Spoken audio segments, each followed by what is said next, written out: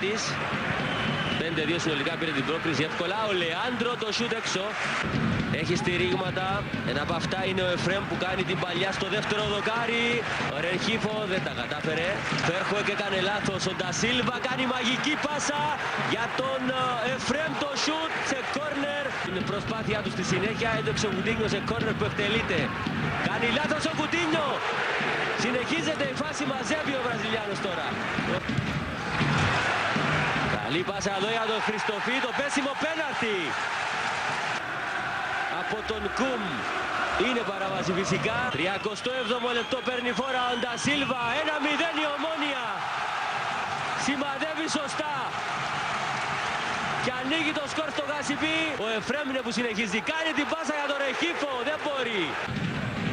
Γίνεται εδώ το λάθος Χριστοφή. Συνεχίζει. Βγαίνει τελικά ο Κουτίνιο και μαζεύει. Θα προλάβει ο Φέρχο, κοντά του Αβραάμ, βγαίνει σέντρα, πάει πίσω η μπάλα, επικίνδυνη φάση, μαζεύει ο Οργαλίδης. 56ο λεπτό Ντασίλβα εκτελεί σε θέση offside.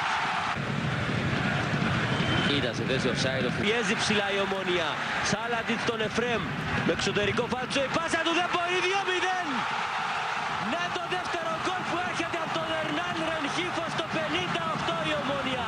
Θα διπλασιάσει τα τέρματά της. Το 58 εδώ ξανά, η έξοχη πάσα από τον Εφρέμ. Το λάθος του Κουτίνιο. Η πάσα του στον Σπούκι που έμεινε μπροστά. Το πλασέ, δοκάρι που έμεινε ψηλά. Δεξιότερα η μπάλα στο Χριστοφή, το σούτ, απόκρουση σε κόρνερ. Του Ρενχίφο πιέζει ο Εφρέμ και φεύγει μπροστά. Τον πρόλαβε ο Κουτίνιο. Το σούτ είναι καλό, έγινε λάθος. Λεάντρο παίζει γρήγορα τον Χριστοφή. Ανεβαίνει ο Εφρέμ από δεξιά, ο Ντασίλβα από αριστερά. Ο Χριστοφή κάνει σούτ. Γκολάρα! Απίστευτο γκολ! Πήρε πάνω του την υπόθεση και με ένα ασύλληπτο σούτ έκανε το 3-0. Προσπάθησε του τριφυλιού απόψε να προσεχθεί εδώ. Η φάση με τον Φισέντο, Ήμερς, το σούτ, ο Ιοργαλίδης, να που χρειάζεται κι αυτός.